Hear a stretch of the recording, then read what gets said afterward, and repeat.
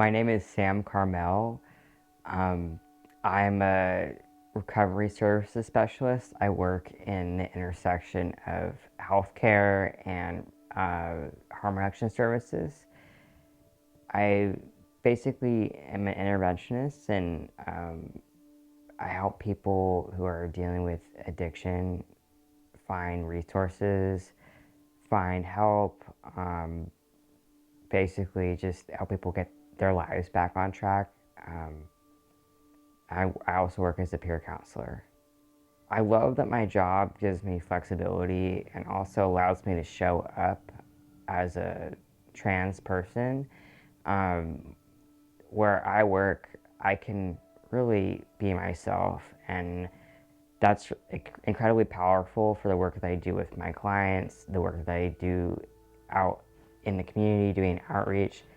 When I can show up as myself, that really shows other people that they have the ability to go and do that for themselves. And especially working with an agency that really empowers like its employees to be able to have that sort of freedom and flexibility, it's wonderful.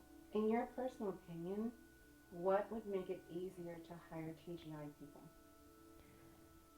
I think that having agencies that are really focused on DEI efforts, social justice efforts, it really comes down to having spaces that are not only knowledgeable but willing to accommodate the needs of transgender people, especially the needs of disabled people.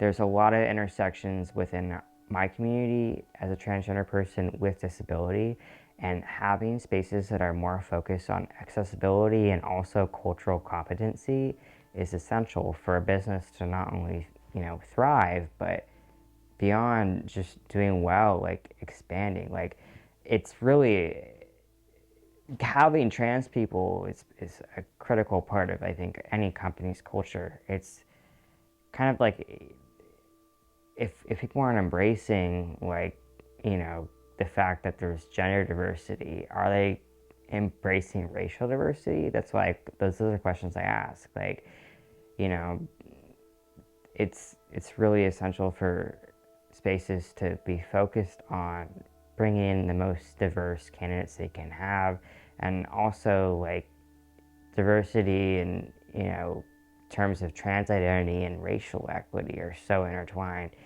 So that's what I would say. Any place that's like looking to go higher, how are you treating your trans employees? How are you treating the women, the cis women who are around you? And not to mention the transgender women. How are you treating people who are ethnically diverse?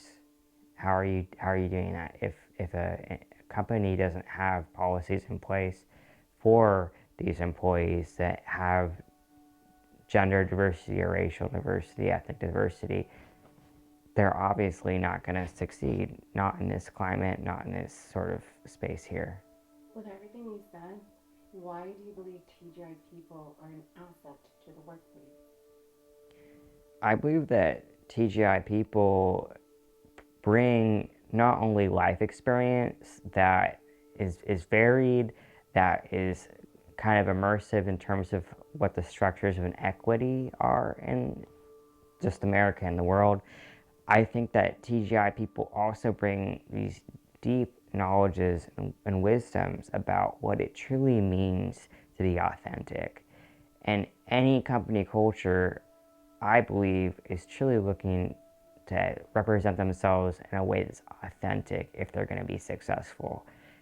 And transgender people, we fight, we live each day to serve our most authentic selves. We really, that's part of the struggle that it is. So I would say that that's what we bring: authenticity.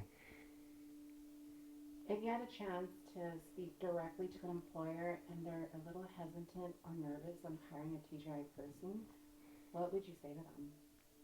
Well, I would say you got to do some more education if you don't understand what it means to have a transgender person on your staff. What that would tell me is that, if people are lacking in that department, they're also lacking in other sort of spaces within a workplace. Because if you're not treating your transgender employees right, you're probably not serving the cisgender women who work for you well. You're probably not serving anybody who's ethnically diverse at your job. When you have a workforce or a workplace that's rather homogenous, it's not mixed. That's an indication the company culture is it's stagnant. It's definitely one of those things where it's like we're not living in the 1950s anymore. People need to either understand that we have to go and really look deeply at the spaces we're building and try our best to really foster an environment of inclusivity. Otherwise, they just die out. You know, companies won't survive if they're not diverse and inclusive. Lastly, what do you love most about being trans?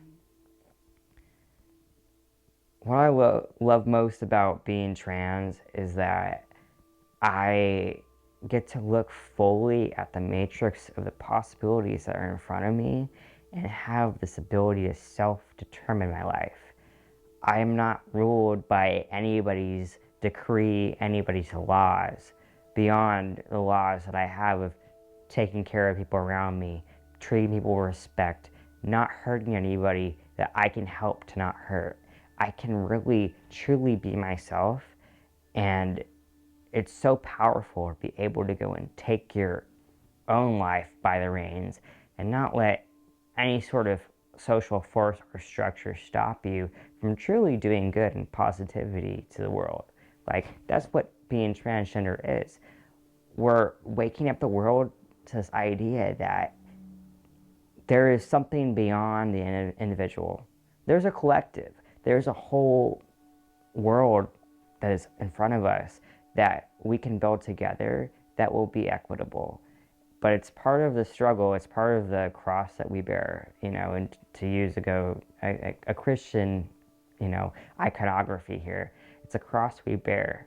It's just carrying that and having the knowledge that we can transform the world.